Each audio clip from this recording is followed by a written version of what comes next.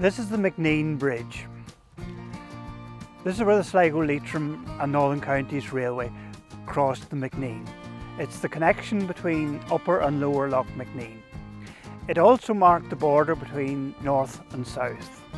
The Macnean Bridge has very fine cut stone abutments, as you can see here. The structure itself is extremely heavy and extremely strong.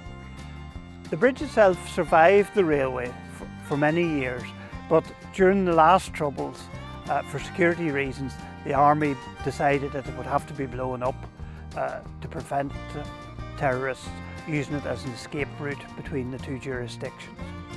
Hence where it is today.